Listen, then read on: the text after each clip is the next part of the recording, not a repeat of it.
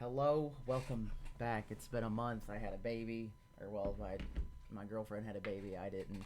Um, Fiance. The rest fiance. of Oh us yeah, have lived fiance. stressful lives. Yeah, fiance actually. Yeah. Um, yeah. So shit's been going on. We're back. We're gonna talk about the Chesapeake and Ohio Railroad. Introductions. Go ahead, Tom. Hey guys, it's Comrade Tom. Lots of stuff that went on in the last month. Miss you guys all. Happy to get back to this. Uh, David Marks, your host. Ghostess with the most. Pronouns are he, him. Tom is he, him. Dylan, you there? Okay. I guess he's not ready yet. Yeah. Okay. Dylan will be here in a Don't do minute. anything. I believe Dylan's pronouns are he, him, and he will be with us when he can be. Yeah, man's parking a truck. Kaylee. Hi, I'm Kaylee. I am she and they. I have also had a busy month. We got like a month's worth of cars within a week, so that was fun. Yay, railroading. Yay, railroading. Um, so address the news at hand. I did get to ride 6:30 yesterday. Baby, would you bring me a Sprite and my bowl when you come back? Thank you. About to get a loosey goosey. Um, All right. So some things that we missed in the last month. Let's do the quick hit list. Amtrak turned 50. Yay! Yay, Yay! Amtrak. Oh, good news. Amtrak is back to 7 days a week, I think, here in Atlanta. I'm pretty sure, and I saw Yes. it go by They earlier. and they are Yay, running Amtrak. one of the most cursed social media programs I've seen in a Yeah, long it's time. pretty bad. You guys should go look at it. Oh, we lost Dylan. Um, Anyway, but what I was gonna say is normally it runs at 7 cars, and today it ran with 8 cars, and number 5 was leading. It was nice. I'm sorry. Oh, are you talking about the steam locomotive or No, I'm talking about Amtrak? Amtrak. Amtrak ran with an extra car today. It made me very Yeah, happy. I'll tell you what. Rail fanning Amtrak in the age of coronavirus has been like my favorite thing because these are what passenger trains I felt like were always supposed to look like. Uh, just because they had to add so many cars for social distance. Um, Uh, and I think that it's good because long train, gooder train. yes. Agreed. Um, Okay, so that we don't get bogged down on Amtrak, we have also missed a development in the engineering of steam locomotives that I don't know how we didn't figure this out sooner. You can run a steam engine on concrete in an air compressor. Yep. oh yeah, that So is that that is was gnarly. I think we should go get a Uh, park. We should go get a park engine somewhere. I think we should use our I we should use our Patreon money to go buy a park engine and run it off compressed air. there's yes. one here in Port Huron. It's a 060, so we even get to have like bigger locomotives than them. I think that there's one in Birmingham, an old Frisco engine. It's really big, so we need a really big air compressor. Actually, We'll wait, have to take. I have an idea. If you Yeah. can use concrete to fill the holes and then just run it, why don't we just do that? And instead of dry steaming it, we just wet steam it and say fuck it. Fuck it. We'll pull a Wasatch I and just run an untested steam locomotive. Hell I yes. thought that we were gonna do something like much more radical, like instead of running it on like compressed air from an air compressor, like we're gonna give a bunch of kids like wooden train whistles, but all the wooden train whistles were gonna go into like an air reservoir. So like, That would be pretty good too. I get my kid to yeah, run on a treadmill. We'll just just take the big boy 4000 in 4. That's in is it Holiday Park? I don't fucking know. It's in Cheyenne as well. We'll just take that. We'll throw some concrete and air compressor on it, and we'll just attach chains to the front pilot and we'll just use our big strong muscles to turn it yeah. as we drive it down the street I'm I Uh, up the main recently line. I recently read that there's like a someone project that they V10 Dodge Viper swapped a Saab 95. Oh lord. Why don't we Saab 95 swap that 060? There you go. okay, One of the first yeah. posts on TPWCA was actually like in Mississippi at like a wood chip loadout, and it was just like a shitty old like flathead Ford with a chain drive on an old steam locomotive. I remember Very that. bad. That was That's fucking cursed. Speaking I of love that. TVWCA, I got my PP slapped for no reason by Facebook again. The page is And one. not in a good way. Yeah, the page is one strike away from getting permanently deleted. So we're gonna have to work on another solution for that soon. Nothing. Watch for trained videos with chaotic auras. on Yeah. our page. Yeah, we hadn't nothing made yet, but that change is coming soon. Okay, so let's dive in. Season 1, Episode 7. My personal favorite, the Chesapeake and Ohio Railroad. The best thing they ever did was give my cat a name. And that we're not even going to touch on until next week. Or the week after. So, That's cute. Fair warning, this is the only podcast that I can confidently say that I didn't half-ass, and it's still going to look like I half-assed it. You're setting the bar too high. You should say that you half-assed it so that people have no idea what to expect. I feel like we've done contradictory statements, and now they're ready. Oh, Let's boy. start from the beginning with this really old picture of a 440 with C-N-O-R-Y. Is that what that so says? I think the pixel compressors might have been on strike at the time. That's a little rough. I think this was pre-pixel compressors. I don't think it's actually the compressors union that's the issue here. I think it was the Grainy Boys union. Oh, that was man. the problem. Not to be confused with the Hardy Boys Union, a strong mystery novel writers collective. So it starts life as the Louisa Railroad. Louisa, I hardly know her. It gets renamed to the Virginia Central. State of Virginia owns, I say some of in this. I believe when I was reading it was a fair amount of the VC stuff. What? You're telling me that rich politicians owned a railroad in the 1800s? No way. Even more than that, the state of Virginia incorporates the Blue Ridge Railroad just to build the crossing of the first mountain ridge to the west, which then conveniently becomes part of the Virginia Central. So, man, politicians that own a railroad that make a state-run railroad to build part of the railroad they own? What? Man, you're kidding. Yeah, That's so so then fucking they're gonna build west from the Blue Ridge Railroad. They reach a place they're gonna call Jackson River Station. That's the original name of what's gonna become Clifton Forge. So then, kind of predictably with anything that starts pre-1860 and anything that starts south of the Mason-Dixon line pre-1860, we kind of know where this is going. God damn Johnny Rebel motherfuckers. Yeah.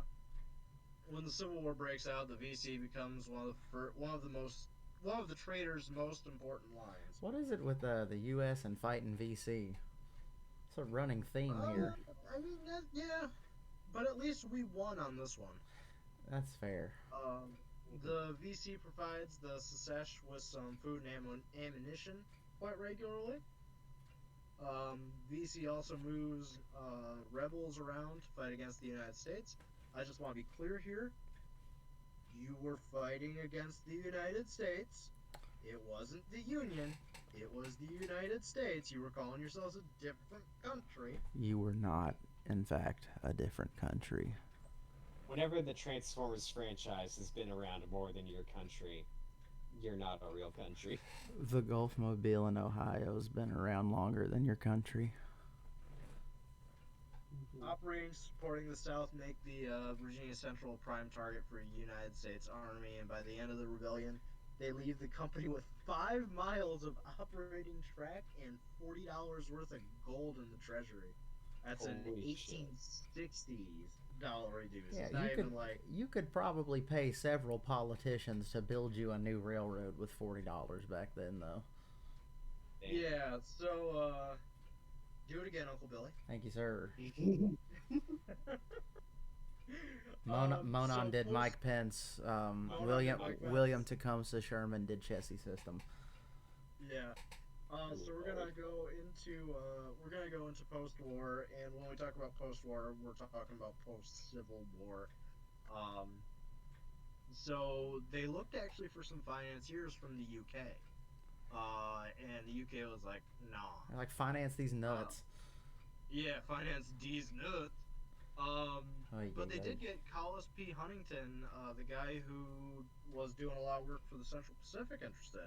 Why does his name Um, sound so phallic? There's nothing in his name about a penis, but every time I hear it, I just think about a it's penis. it's the P, it's the It P, does have penis a short big, for penis. it does have a big P right there dangling in the middle of it. Yep. So apparently I didn't know this, but his vision was just a complete transcontinental railroad, and it was going to operate under one management. So imagine, imagine that all of our super lines, all of our modern class ones were all owned by one guy, and they just managed everything coast to coast. And that was kind of his plan, was that like he was going to own several railroads. They were all going to be part of the same system. That cat's an asshole. God damn it. I'll clean that up later. Um, and I like how we're the both whole idea talking was about that, cleaning in the background at the same time. This is a professional well, podcast. for the record, I'm at my parents' house watching their cats this week because they took off to Florida. I Dude, I want left to go to your parents' lettuce. house and watch their cats. That sounds fun as hell. Yeah, so I left lettuce out on a cutting board, and I just watched this fucking cat get up there and just squat it on the ground for the sake of fucking doing it. Our friend Alex has a cat named Spinach, so when you said lettuce, I thought one of the cat's names was Lettuce, and I got really excited. No, no, none of them have like that cute of a name. One of them's named Mr. E. That's a So pretty cool name. yeah, his name is pretty funny because like these were feral kittens that we found in our garage, The best and we way to get found a them cat. when they were yeah, we found them when they were really young, but they're pure white cats. And the Oh, one nice. was just exceptionally fluffy and really affectionate. And we were looking at it, and there was no dingly balls or anything that had dropped yet, so we assumed it was a girl. We did And that with Chessie, too. my wife and I are like, man, what should we name this cat? And then like both of us was like, oh, the Aristocats, it's Marie. Um, because that's both of our favorite cats, Let the me guess. Aristocats. Turned out to be a boy, and now it's Mr. E. Yes, that's Damn. exactly it. God, I'm a genius. Um, No one else could have connected those dots. I'm a no, genius. never, ever. So anyways, getting away from the cats, which we will get back to next episode. So Huntington envisions the Virginia Central as being the eastern end of a system. Um, it's going to merge with the Covington and Ohio Railroad, and it's going to reach the Ohio River. Um, Under the merger, the new railroad connecting Virginia to the Ohio River, that was originally a goal of the state. Virginia was to have a connection. It became the Chesapeake and Ohio Railroad. Da, da, da, da. We're gonna abridge 1870 to 1900 like a lot. Um, Huntington didn't want to finance the railroad beyond the Ohio River, um, because what they were doing is they were basically taking freight to the Ohio River, loading it on river boats, and then taking the river boats down the Ohio River, um, to well, I think probably this. I didn't look this far, so I did have to ask this. They were taking them, I think, They, just by barge down to like the Central Pacific, and then taking them over. yeah, they were just playing transport fever about it. That's all. Right. Yeah. So then no finance was spent on improving the trackage or anything, which is kind of funny because we think of the C&O as this major coal hauling road, and like it's just not. At this period of time, like it's a bridge route. Um, so in 1878, it goes into receivership and it gets reorganized and renamed the Chesapeake and Ohio Railway Company. Ah, you see what they did there? They changed like not even that much, and apparently it's different because I don't know. So it's only in the 1880s when the CNO starts to tap that coal ass. Ooh, woo.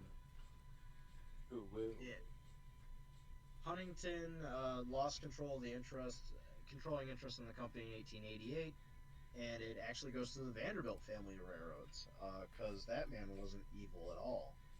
No, totally innocent. Yeah. Um, but in the late 1800s, The we late see a teen lot of 80s. That's yeah. back before you were 2000 and late. You were in the 18 ladies. Ooh. Um, we're gonna see vast improvements to the trackage tunnels, and they finally do connect Cincinnati as a link to the other Midwestern roads. So we're no longer a rail to barge to rail railroad. Now we're a rail to rail railroad. Oh yeah. Extension. Um, I love this picture. This is one of those Hocking Valley 210-2s. I just love these fucking locomotives because That's a look at the size of that fucking firebox. that's a big boy. Big sexy. Um, so in 1910, CNO acquires Chicago, Cincinnati, and Louisville Railroad, giving it a direct route to Chicago. Sir, Which sir, sir. I'm gonna you do yes, that again. That is Louisville, Louisville, Louisville, Louisville. Louisville, I should actually know that, seeing as I do 18th century reenacting, and I should be Louis. more common with the French. Named after King Louis. So Chicago, Cincinnati, and Louisville There you go. Railroad, Attaboy. giving it a direct route to Chicago, which, as you guys know, like, even today, you need to be connected to Chicago Oh in yeah, North America. that's pretty much the central hub of all transit, It is. It is. It is. I mean, or all freight transit, we anyways. should probably do an episode on just Chicago at some point because it's ridiculous how much of a hub it is for like everything in the railroad. Yeah, that used to be like the Santa Fe headquarters, if I'm not mistaken. Yeah, and like if you wanted to be a major player, you had to have a connection to Chicago. Um, and the funny thing is, Chicago becomes such this major rail hub. People are interchanging cars in Chicago, and they're like staying in Chicago for a week because there's just so much traffic flowing through there that it's hard to get cars in and out, which is why the Lake Michigan car ferries become such a big thing. And Because nothing bad would ever happen to a Lake Michigan car ferry. Ever. This is a future episode. Oh, that's gonna be the Halloween special. If we don't do what we already had planned, that's what we're doing. Yeah. Or what we had planned. But continue. Yeah, I can't remember what we planned either. I I think think we had plans for Thanksgiving, but Oh well. Either way. Hey, now we got Halloween plans. I guess, yeah. So taking that aside, that's the whole point of the Lake Michigan car ferries is that you get to totally avoid Chicago because it just became such a bottleneck. Um, they bought controlling interest in the Hocking Valley Railroad. Um, they purchased controlling interest in the Kewanna in Michigan, but it's forced to sell due to an antitrust. Which it's kind of funny. Like we talk about this, and I don't remember if I have this in the podcast or not. Nope, we're gonna go back for a minute because I'm not ready to make that joke. Uh, so it's like shortly after that they buy controlling interest in the Pure Market. It's not long after that, so it's just kind of weird that they're like, no, we can't do this because it's antitrust, and it's like, but we're gonna do this anyways. So, anyways, a little bit after 1910, they join what I would like to officially call the Swedish Chef Lines. Before that, I just want to point out that I am way too bisexual to understand anything involving railroad acquisition and receivership in the 1800s. Yeah, same. And I'm not even bisexual. It's confusing. It's the fact that it's not easier to understand is honestly very homophobic.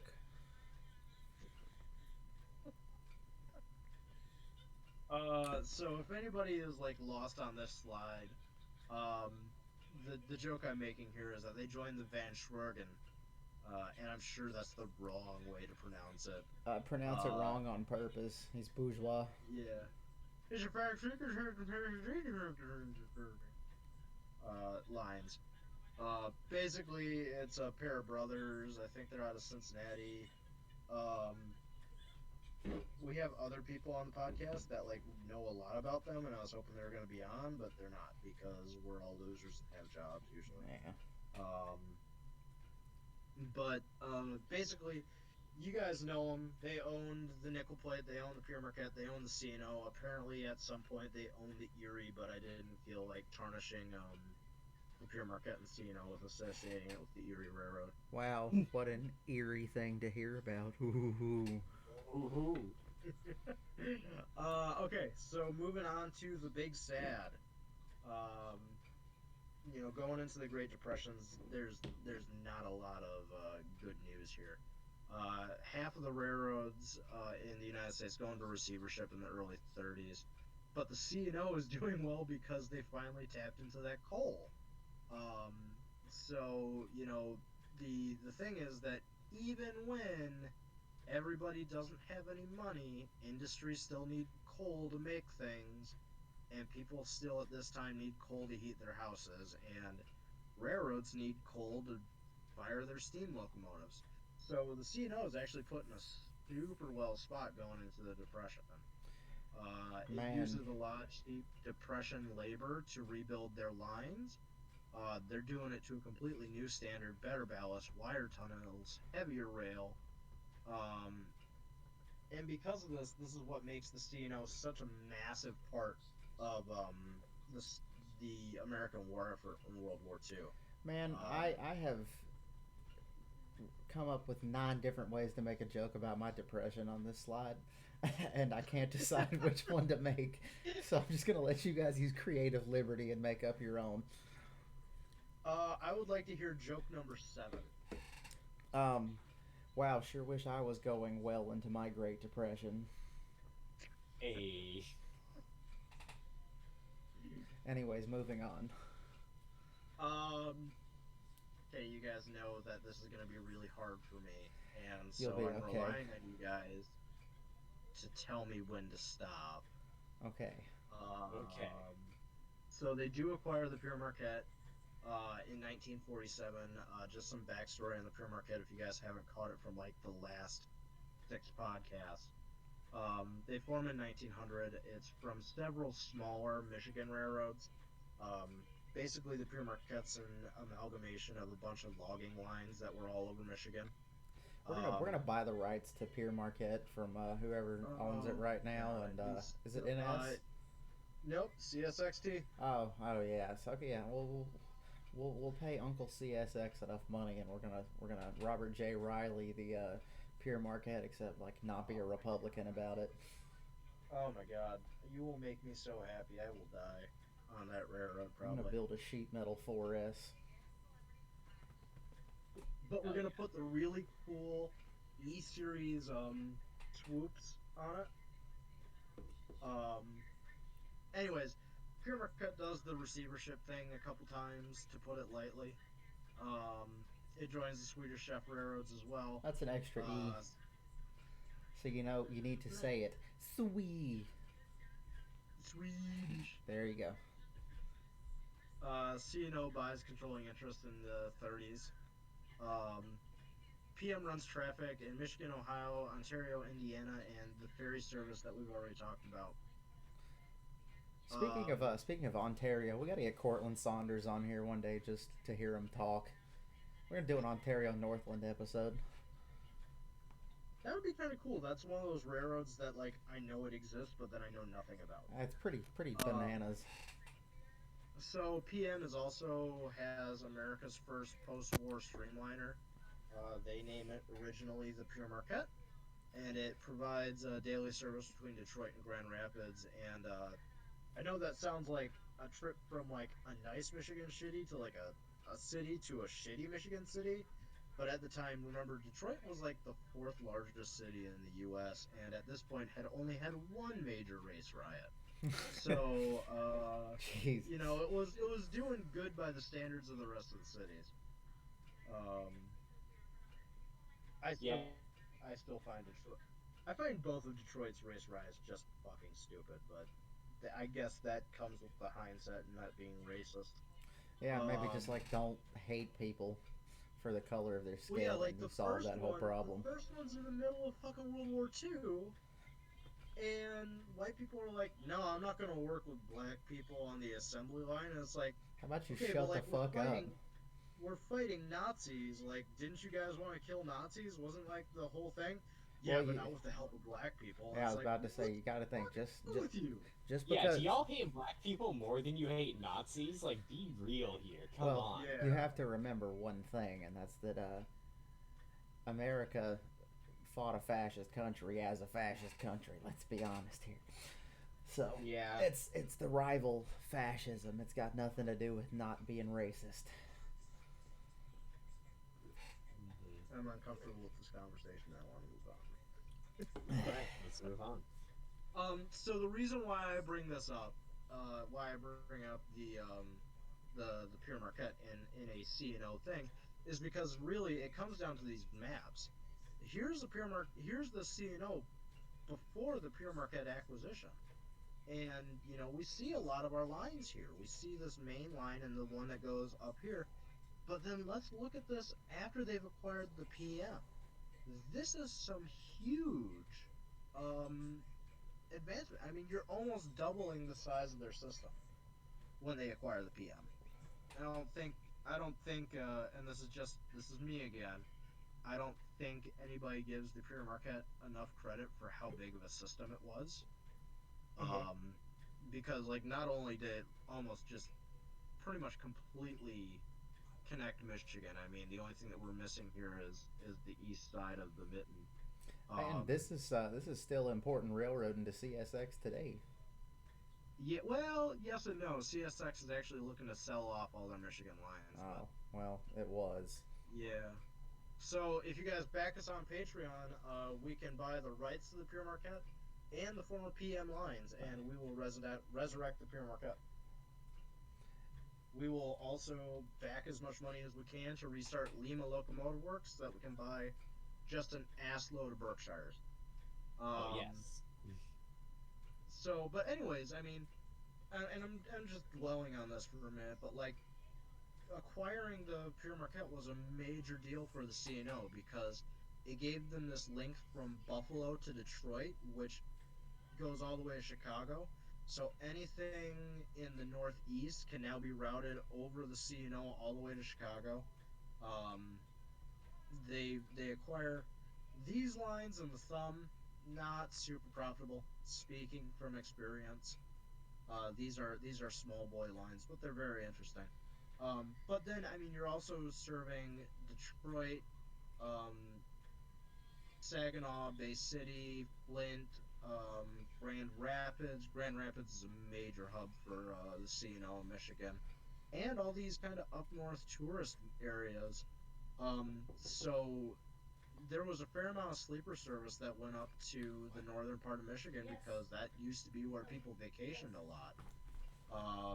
And then beyond that, we're talking about the golden age of the American automobile, serving Detroit and serving Flint. That's a big deal. Flint is headquarters for GM. A lot of people think it's Detroit, but it was at one point Flint, and those plants were all serviced by the CNO or Pure Marquette if you go further back. So the CNO gained a lot of auto traffic from being here, and they also gained this cross Michigan ferry traffic. So the PM was actually a fairly big acquisition for the CNO.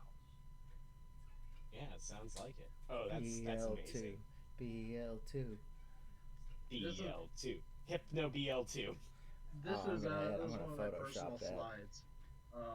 This is a BL2 um, that was ordered by the PM. If you guys have not watched the BL2 episode, um, Pure Marquette ordered these. Chesapeake and Ohio took delivery. I think this slide in particular was taken somewhere around Holland. But yeah, CNO is one of like what do we say, like less than 10 or somewhere around 10 railroads that get BL2s. Mhm. And then the CNO actually orders more of them. And I guess I'm trying to remember why I put the slide in here, but now I remember why. The CNO, they get the PM in 1947, and almost immediately they're looking down the barrel of um, incoming dieselization. Um, and a lot of people think of like the transition era being like the 50s. For the CNO, it rapidly comes at the end of the 40s. Um, these BL2s are delivered in 48, and they already start to kick some steam off the Michigan lines. Um, Speaking of steam, some of the stuff they're going to hang on to are these beautiful motherfuckers that I wish Casey Jones was here for. Those These, Alleghenies? yeah, these are Alleghenies. Holy shit! I didn't know the CNO had Alleghenies. Oh wait, no. Yeah, no, never mind. I Yeah, didn't the know CNO is the one that. that designed the Allegheny. I'm And sorry. I for a minute I thought like, oh, the Virginian was the only one who had these, and then I remember I have seen the surviving H8 in the fucking Henry Ford, and I'm like, yeah, okay. there's only two of these things left. The Hmm. one in the Henry Ford is just pristine. It is. Um, the one at the B&O Museum is hosed. Um, I've seen both of them. Hmm. Um, but yeah, they had. This is arguably one of the most powerful steam locomotives of all time. I don't remember what metric you measure it by, but it does kind of match up to the big boy. And maybe we'll have like maybe we'll have like the articulated steam throwdown in one episode. I'd like to do some episodes where like we compete against each other occasionally. Um, Yeah. That's kind of what the Iron Horseman podcast does. What their crew does, like they have like a locomotive versus type of thing. But yeah, I think in some metrics the Alleghenies do better than the big boys. The big boys are really just good at being, heavy, big, powerful, and fast. yeah, As are the Alleghenies. Like these could do 60s, 60. The big boys could do about 80 on paper. I don't know if they ever did. Um, that would be terrifying. it would Well, be absolute. the, The big boy is a very smooth ride, I can say from experience. Granted, that was at 10 miles an hour. Um, well, with you, no water in the boiler, just a bunch of concrete. But well, you got to remember Well, you didn't too run it that on air. I'm sorry, David. I was just gonna say that the operational conditions are different. The Union Pacific ran fast freight over like one big hill, whereas Chesapeake and Ohio ran medium fast freight through Michigan. Exactly. So Yeah, it's like they both have their pros and cons, and then you throw in like what is it, the N&W Class A's that are the next like contender, Or the Y class, yeah, I thought, or I what the are mean, they Y called? yeah. class. I mean, we should. I think this would be a fun episode for us to explore even more if like all of us came to the table with like what we thought was our heavy hitter steam of the world. But anyways, these locomotives, if you guys don't know about them, I don't know what rock you've been under because the Allegheny is pretty famous. CNO designs them. They come from Lima, um, and they're just power. They're fucking they're amazing. This Uh, is the meatiest looking thing. This looks like a bodybuilder. Yeah, yeah, like I said, having seen this in person, it's just like the tender is a wall of rivets. Like you walk into it the is. exhibit It space, is. and It they is have it, just huge. right next to the DeWitt Clinton, and so you just get to see the jump that was made in like what 60 years or something.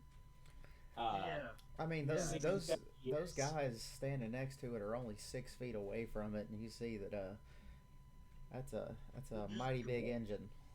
Mm-hmm. Yeah, the cool thing is at the Henry Ford, you can climb into the cab of this thing, and even the cab is immaculate. Mm-hmm. Um, you can see the auger and everything. Mm-hmm. Um, so it's a really Oh, nice Rip locomotive. 611's auger for I David was gonna Gray. say that, but I was gonna pass. Yeah, Yeah. that happened. Fulmer's Rip all mad. the foamers at the Frostburg who got tickets and then just didn't. Um, so yeah, you guys, at some point in the future when we all have money and time, expect to see this on an episode of like TPWCA Travel. Oh yeah. Hey, someone message the group chat and tell Dylan he can join back if he wants. Okay. He just messaged the chat, but I'm still post blocked. Come on back, y'all. You I hear? got it. All right. Moving I'm glad on. that Kaylee's faster on her phone. So this is the other thing that really kills Steam in Michigan. Hey, this is also topical. Didn't something like this just run the other day? Yeah. Down at the Cincinnati Cincinnati dinner train. Yeah. They have, I think it's like 5704. Yeah, those are friends. Those are friends of ours. Yes, those are friends. But basically, so 5700 series, these are bought GP7s, and you'll notice no dynamics. Yes, correct. The correct way for a locomotive to look. Yeah, these are bought specifically for Michigan. And this is actually what kills off the last of the pure market Berkshires. I think the dynamic blisters on GP9s are so ugly. Yeah, I really like the look of 5700 series. So yeah, this is 5769. Nice. And this is its as delivered paint scheme. You can tell by the yellow circle instead of the C&O for progress.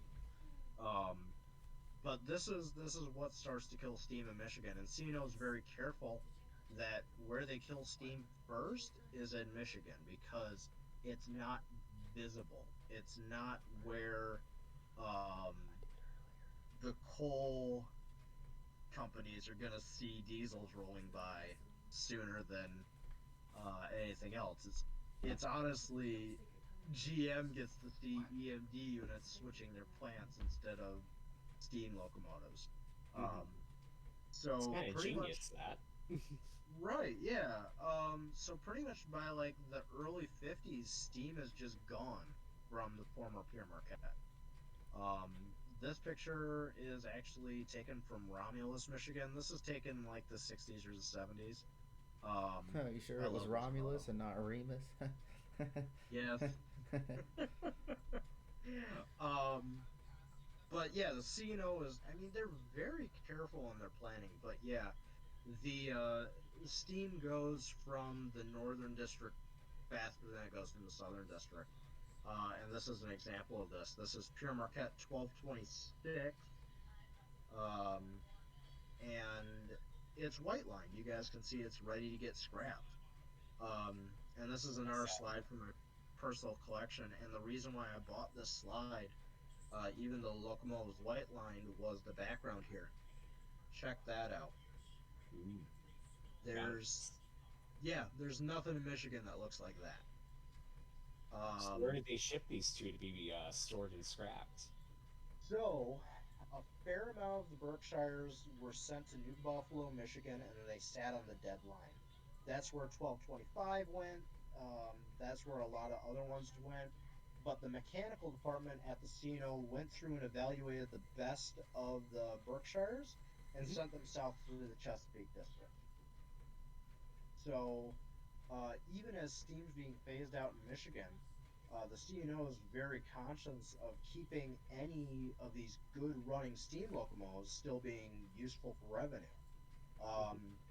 So in the Chesapeake district, you could come across steam locomotives that were lettered for Pure Marquette, because especially the Berkshires, because those it's kind of funny. The Pure Marquette was so fucking broke all the time.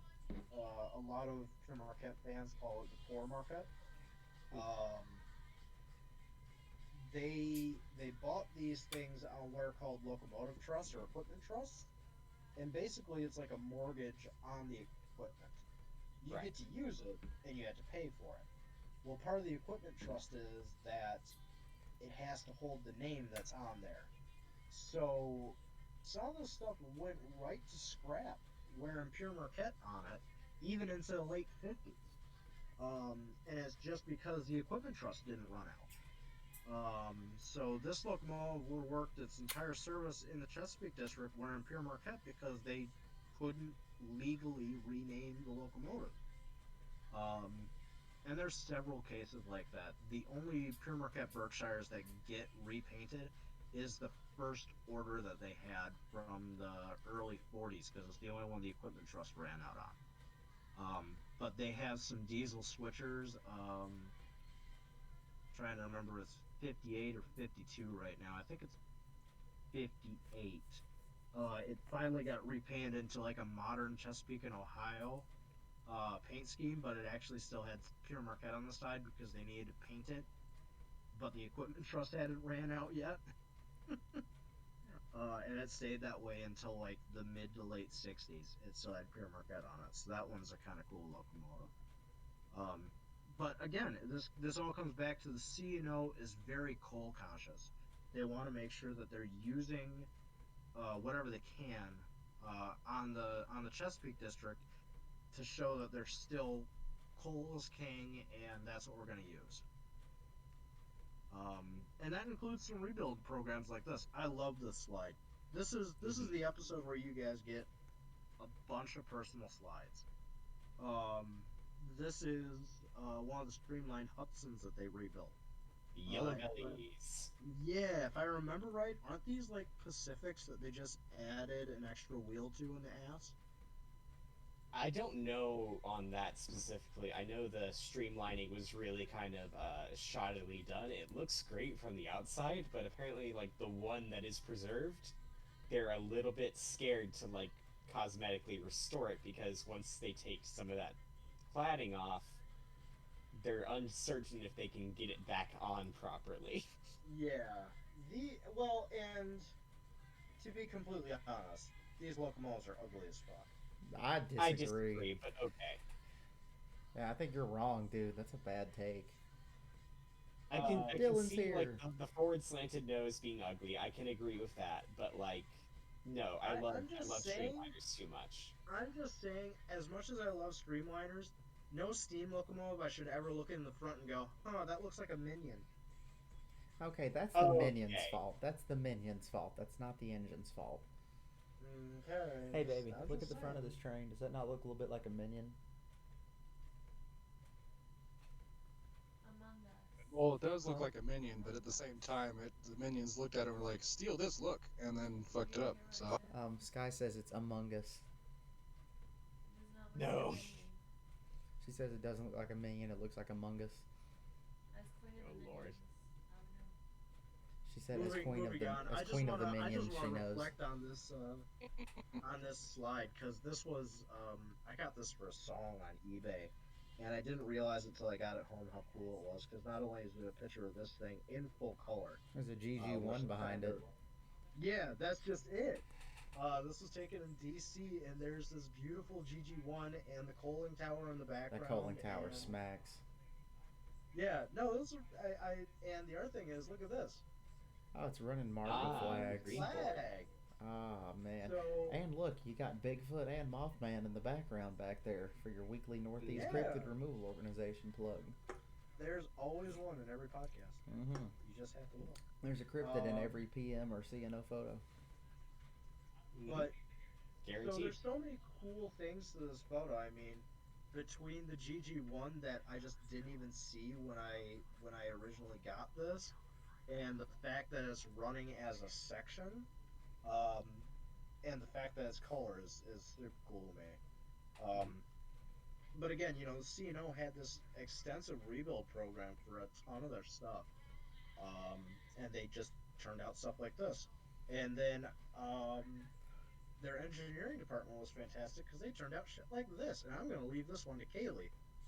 Yes. So unfortunately, I couldn't find like all the information I was looking for in this magazine article from Trains whenever they did a issue on turbines back in fall of 2004. November 1st specifically is what the magazine says. Anyway, these bad bitches were made for the Chessie is what they were going to call it. It was going to be like a big dome train um, It was that supposed to ran. be really fucking cool. This is Yeah, this it was is the supposed to be like timeline. really high class. This is the timeline we deserved. but not the one that Mhm. we got. Yeah, it was going to run from Washington to Cincinnati, and like I said, it was going to be like all dome, high luxury, high speed, and these were the bad bitches that were going to pull it. And again, this is a steam locomotive. I thought for the longest time this was a diesel or something else, but no, it's a steam. So in the short hood um, of the locomotive, that's actually your coal tender. Yeah, there's a Um, set of doors up here. yeah, and I have a picture of that in general, but we can't put that in the slideshow right now. Um, so those actually like open up, and that's how you would load coal. And there's a smokestack in the back, kind of above where that rear porthole is, if you can see that, where you're circling now. And that's where the boiler pretty much ends. And this thing was wild because the back head of the locomotive faced backwards, so the fireman was, trailing, and the engineer was, facing forward. So it was a really odd diesel influenced steam locomotive. So what Um, is the tender behind it? so Water. the tender behind it, I think it's just water. Yeah, Yeah, it's just water. Because it is. Mhm. this thing is a steam turbine. So the whole concept of this is that we're superheating. We're doing the same thing as a steam locomotive, but we're passing it through a turbine instead of pistons, and then we're feeding that turbine into a generator, which is then going to feed traction motors down here. Um, Exactly. And this thing had a whopping, I believe, 8 traction motors. oh And yeah, this thing's fucking ridiculous. yeah, it had 8 traction motors. But if I So recall correctly, it was only in like the B trucks. So this says here it is a 2-C1 plus 2C1-B wheel arrangement. I have no idea what that means because I don't know my Yeah, diesels very so well. so these But center trucks, those are the ones that had the traction motors on them. okay, But this thing, it's just so ridiculous, and it's funny because it's a steam this is a electric thing. instead of a diesel electric. It's so cool. Yeah, exactly, and it's Mhm. just this is coming back to the CNO is trying to really show they're still committed to coal. yeah, They're like Republicans in 2020. exactly. Um, Except Republicans can never put out anything this cool. right, Actual exactly. factual. But like they know there's better technology than this out there. They're Yeah. experimenting with this to see. I don't think any engineer at CNO thought that this was going to be as good or better than diesel, Hmm. because this has a lot of the same problems as a steam locomotive does. It's Yeah. not super bi-directional or easy to see around like a diesel. This is basically worse visibility than an F unit. We're This is maybe worse on. visibility than a steam locomotive, than like a standard steam locomotive. Yeah, we're pushing the visibility of a GG1, and we're still probably less than that. Yeah. Yeah, it's such a unique and neat design. It's got a 310 psi boiler and puts out about 6,000 horsepower. So this is up there with like an Allegheny as far as horsepower goes. Um, like these were delivered in 1946, which is Yeah, crazy. Same year the yeah, this is the same Crazy year the late in the game. 4S is coming out. This and I'm sorry. this and the 4S came out at the same time. Yeah, I think this is the same year that Alco PAs came out, or did those come out in '48? I forget. Something like that. '47, I think, is when the first PA rolled Mind out. you, they've been making either EMD's been making anyway that. FTs since the 30s, mind you. Yeah. Exactly. So again, it's not that anybody legitimately thinks that this is going to be probably the replacement for the diesel locomotive. This is just supposed to This be a is. one-off, high-performance, streamlined passenger train, Yeah, I and think they build two of them They built because three. They built three of they them. built three, and I doesn't one of believe the these survive? concept was no, Oh, no, they scrapped them all. I believe the concept was that one on the eastbound, one on the westbound, and one for when they were taken out of service. Yeah, one for Um, backup. And like, so, yeah, but so the these were problem like, is they I got for okay. Tom, go runaround. ahead, please. Sorry. I'm sorry, because this thing's fascinating to me. So there's several problems with this. Number one, the chassis gets canceled. The train that this is supposed to pull just straight up gets canceled. Number two, they can never get these things to work right. Yeah, underneath all this shrouding is just a literal maze of piping. Yeah. Hey, I gotta step off for just a second and make a bottle. You guys can keep going. Okay. Yeah. So yeah, it's terrible to work on. It's unreliable, and the purpose it was built for. Because I can see this. I can see this even with all the inherent flaws, still being part of the chassis. And I think it's so weird because when these were delivered, the yellow was actually an orange. I have no idea why they went with the orange, but originally I believe the whole chassis set was supposed to be an orange instead of yellow. And then they changed it to this yellow, the federal yellow, and then with passenger service declining, passenger service is already dropping off by the 50s because the highway system's starting to get built, and personal automobiles are becoming more and more reliable. So it's just one of those things that people are like, man, I don't need to take the train. Yeah. So the train that is meant to pull is canceled. The locomotive itself doesn't work well, and it's part of a dying fuel source. Even though it's the CNO's main revenue, it's a dying fuel source. What is cool though is that these things could haul ass. Mm-hmm. Did your article say anything about those? I couldn't find a top speed. No, I'm sorry, but like yeah, these were really touted as like the train of the future because like you had popular mechanics in Life, magazine articles whenever these things came out, like detailing this machine and how it performed, and of course, it went to the Chicago Railroad Fair as it does. But these things only existed for like 3 years, and they were cut up for scrap.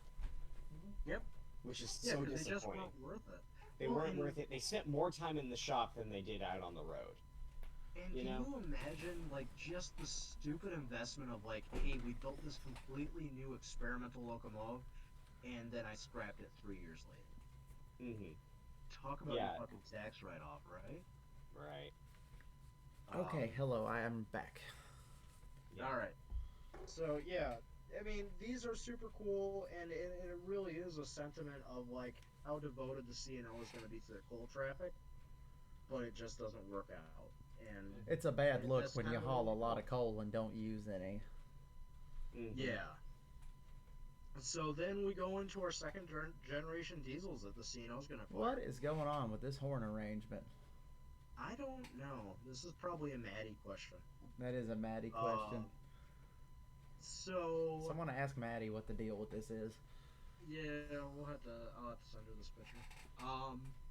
This is a new one for my collection. This is a GP30. This is actually what the CNO trades in all their BL2s for. Well, they in all fairness, got a much better locomotive. Yeah, as much as we don't want to say it. But yeah, so as such, the GP30s actually wind up running a lot in Michigan because that's where the BL2s ran. And so these are the trade-in locomotives. And I just really love this photo. There's so much about this that I like. Such a good-looking engine. I hadn't noticed the horn arrangement being this weird, but like just the super subtle weathering on this, and it's a good-looking shot. Yeah, it is. They're also gonna CNO once second gen diesel hits. I swear the CNO buys like one of everything at least. This GP35 leading. And then they have their. Oh, I didn't even know. So there's 2 GP30s and an SW unit, which I assume is dead in tow. Oh. You never know. They'd stick anything on there if they needed the power. That's true. Well, the other thing is, look, they've got the marker lights lit on this one. Yeah, that's nice. Got an extra. I like looking at my photos with you guys because, like, I just start to see all the stuff that I haven't seen. It's good stuff. Yeah. Then they had their GP38s. Oh, There's baby, another there's these chassis 35. cabooses. Ooh, Yeah, there's a lot of them. Now, there's nice. still a Chessie caboose near me. It's down in Marysville or St. Clair, and maybe tomorrow I'll take a ride and see if I can get a picture of I it. tried talking to you and you Um, did not I answer. think this is in Grand Rapids Yard. So that's gonna finish up our CNO episode for tonight. Because we really kind of take us up to. I tried to get us as close as I could without even starting to touch on the chassis system. I would expect our chassis system episode to be maybe a two-part, um, because chassis system to me is a little bit complicated. Um, CNO starts using the chassis system brand um, when they more or less acquire the Baltimore and Ohio. Um, but the chassis system that you guys know of isn't a thing until um, like 73, if my memory serves me right. It's getting late, so I don't know if my memory's right or not. Hey, those are big episodes. Patreon, Yeah. give us your money. Give us your money. Yeah. Give us your money. So just an announcement real quick. The Our $30 Patreons for April. I want to thank you guys so much for donating to us and believing in us. That's really amazing. As such, anybody that donate at the $30 level, um, for April, you guys have already been contacted. You will all be getting a custom weathered freight car when I get around to it. I promise it will be relatively soon, um, but I do have some more stuff going on. But all three of you guys are going to get a freight car weathered by me. Thank you guys so much for backing us in the first month. I'm glad that you guys liked our content enough that you guys thought that we were worthy of your money. That's super cool. And I'm kind of hoping here that we're gonna get back to it because I miss talking to David and Kaylee every week. Man, missed you guys too. Yeah, we should Yeah, I hopefully get missed this y'all too. ball. I miss talking about trains for an hour. It's so much fun. Yeah, we should get It this is. ball back rolling here pretty soon, back on schedule. Hmm. Yeah, yeah, we'll find a way. The nice thing with us is that we've all got inconsistent enough schedules that we can usually find a day that we can get back together. But Yeah. sometimes life comes around and kicks everybody in the nutsack, regardless of if there's a nutsack to kick or not. Hmm. And that was kind of the last month for all of us. Yeah. Uh, so, but we're very happy. Kay, David had a very beautiful baby that we have all been fawning over. Her name is Hmm. Avelia, and she's chunky. Oh, and she's cute. God damn. Named after the new Acela. And I did not pick that. That was Sky. Oh, I didn't know. That's awesome. That's actually really cool. Yeah. It means a child Oh. of God in French. Oh. Ah. Yeah, she's very cute, David. Yep. Kylie and I look She's forward named to the after pictures that we get of her Hmm? all the time. She's named after Amtrak. Oh yeah, but she is named after Amtrak. I'm It had supposed to. nothing to do with Supposed to. It's not Yeah. the French. It's the Amtrak. Amtrak, give us money.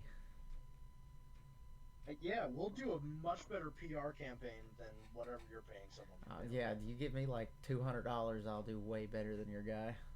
Yeah. So, if you guys are new to the Patreon, we're looking to get some stuff going.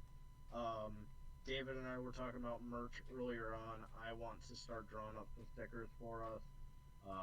Maybe we'll do something like you guys get early access to merch or something. Um, I don't know.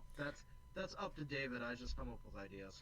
I haven't been in Uh, the Discord too much lately, but we do still have No. the Discord. Yeah, there's a Discord. There's a Discord that you guys can come in and talk to us. I've been trying to, if I'm just fucking around on the computer, I kind of try and jump on the Discord, because if I've got nothing else going on, you guys are always free to talk to me. Um, I work better when I can talk to somebody, so that works. What else do we got going on with Patreon? I think was our first month of fundraising here. We've raised somewhere around $100. Something like that. So I mean, that's not bad. We're a fifth of the way to a driver Yeah. on 5550. Which, if you guys didn't see, they just got their firebox and made it up to their boiler, which was really cool. That's certainly a big part of the project. Those are two big ass pieces of metal. Yeah, that's Yeah, monumental. people hate on that project so much. I'm like, do you guys like not see the scale of what's already been done? Dude, like, who cares? It's Like, badass. yeah. Well, and just the doubters. It's like they've done so much. I Do mean, you really think someone's going to let that just go to waste? everybody's like, where's it going to get to break the record at? Bro, the test track in Pueblo. You think the FRA doesn't want to see that shit happen? Yeah. Those dudes write Yeah. tickets all day. Of course they want to watch a steam engine go fast. That shit'll get to go around the... I'm sure they'll make it go around the test track anyways. They'll make it go around the test track like it's a fucking Lionel train around a Christmas tree. Come on. Like, I'm Yeah, pretty it's sure just, it's like... I'm pretty sure it would be federally required since it's the first new produced steam locomotive in the United States for mainline use. That's Like, a super fair point that I hadn't thought of. it's gonna have to go to Pueblo for testing. I'm almost positive. Anyways, it'll get to run on the high speed track. Oh yeah. When that happens, we're all just gonna have to like go out there and super foam. We're going to have to pull in Area 51 and store the Pueblo test track to foam. Yeah. I'm sure they'll Yeah, make but- provisions for that, but you know. We have to FRA. Naruto run- FRA, let us hang out at your test track. we have to Naruto run to keep up with the 51, with the 5550. Yeah, I saw someone Yeah. arguing that like it's taking resources away from other like restoration projects, but like no, it's not. it's not taking Yeah, money no, from shit. the money's going to go where it's going to go. Yeah. Like, Yeah. come on. If What happened to the free market? nobody from Southwest California is more than likely going to donate to restore New England left titty and right armpit Dinglefuck Railroad 421, which is And an I'm 040. sorry, and you know what? I'm sorry. I have no, like, Kaylee, I think it's one of yours. I have no desire to fund a Santa Fe restoration. You guys already have a mountain class that runs.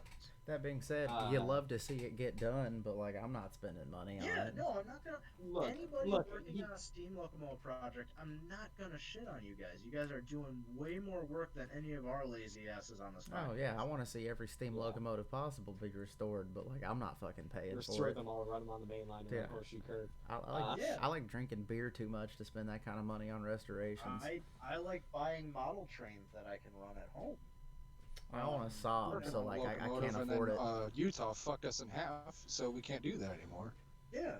So you know, it's just one of those things. I get where people are saying, but like, at the end of the day, I really do feel like, yeah, it's a Pennsylvania Railroad locomotive, but it's the first steam locomotive built in the United States. It's not. I don't care. I don't 70 care if it's years. left armpit and Dinglefuck Railroad. It's huge. It's fast.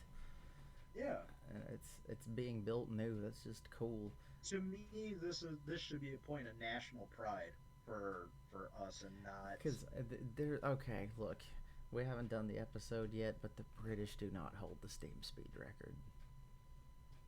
Right, we need to do that. That's they have a claim to it, but They have a claim to it, but like, do you really believe an overturned bathtub on wheels on a downhill grade did 126 miles an hour whenever a super-powered fucking duplex steam locomotive that claims to have done 140? No, like, come on. Yeah, I mean, there's like, I also take issue with like, oh, it was on a downhill grade. Oh, so you were getting help. yeah, No, I I'm was just doing. on a downhill grade. Like, yeah, if I take my Geo Metro and drive it down Pikes Peak, guess what? I can probably go faster than I can normally. Yeah. Yeah, do it again, but uphill this time. Yeah. Exactly. Fuck, do it again, even on level ground. I don't give a shit. Yeah, Yeah, fucking like 844 has better claim to the 126 miles an hour than like anything else on There's the a rails lot today. of American steam locomotives that do. Yeah.